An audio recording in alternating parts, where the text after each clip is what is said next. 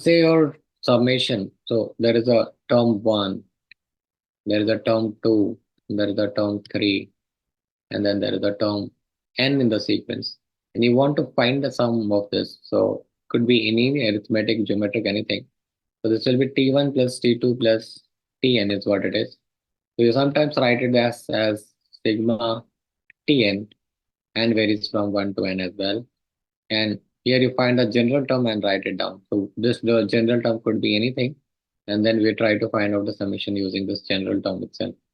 So there's also another way of writing summation, that summation is nothing but a general term varying from 1 to n and under the sigma notation. So this is what we'll be learning next, something of this nature.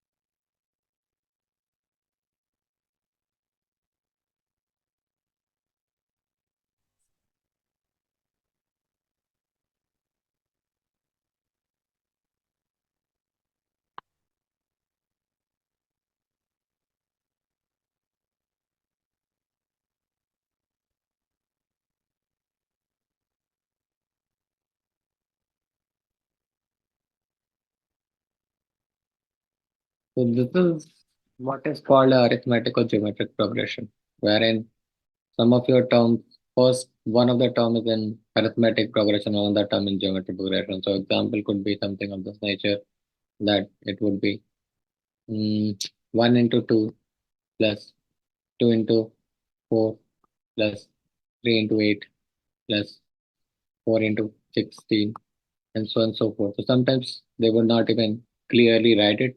Rather, they will just multiply and then write it so that you got to actually separate them out as well. So in such cases, what we do is we have a way to solve it.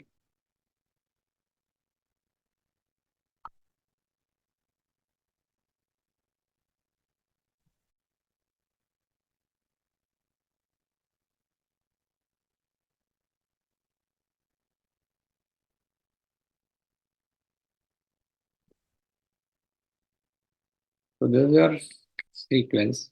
So in such case, what do you do whenever you identify this is arithmetical geometric progression and series, this is arithmetical geometric series when you put a summation. So in such case, what you do is that you look at the common ratio and then multiply this with this equation. So this equation, we multiply both sides with r. So this will become r into s. Here as well we will multiply, but what we do is we shift this y1. So if I'm multiplying a with r, I'll write it over here, a into r. If I'm multiplying a plus d into r, I will be writing it over here, a plus d into r square. Then I'm multiplying a plus 2d into r square, then r cube will be coming over here. And here it will be a plus n minus 2 into d, r to the power n will be coming. And the last part will be a plus n minus 1 into d to the power r to the power n plus 1 will be. And then what we do is that we subtract it. So we subtract equation 1 from 2. So this what we get is s into 1 minus r this side. This is minus, this is minus, minus, minus, minus, and minus. So what will happen? This will become a. And then the next one, ar will cancel out. So the next one will become dr. Then the next one will become basically again dr square. Then the next one will become a. Again, dr cube. And then the last one here will become dr to the power n. And then we have got minus a plus n minus 1 into d to the power n minus 1. Now, I need to know this one, but I can actually figure out what is this. If you look at the this expression, a dr square, dr cube and all that, right? You can understand this is, if I take d common, this becomes a geometric progression. And then I can actually simplify that. So the next step, what I can write is a plus, I can take d common, and this will become r plus r square, r cube and all that. That is a summation which I can find out, which is more like the first term. The summation of this, okay, let me do in two steps if you can. get confused. I don't know. So this will be r plus r square plus r cube and then plus r to the power n. And then we'll have minus a into r. Okay. Minus a plus n minus 1 into d to the power r n minus 1.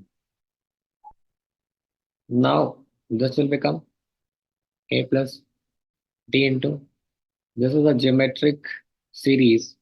And again, I don't know whether you know the summation of a geometric series.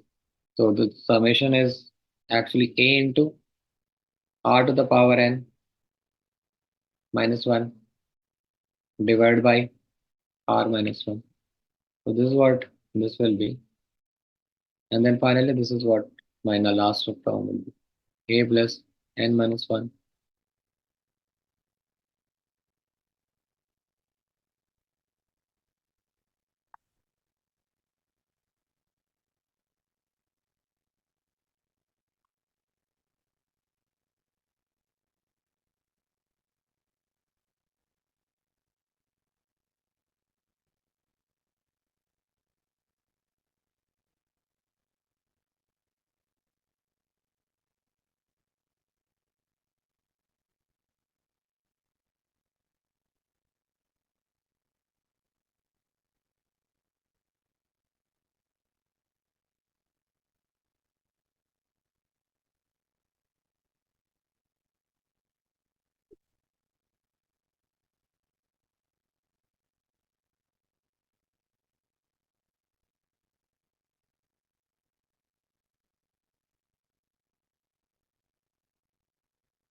No.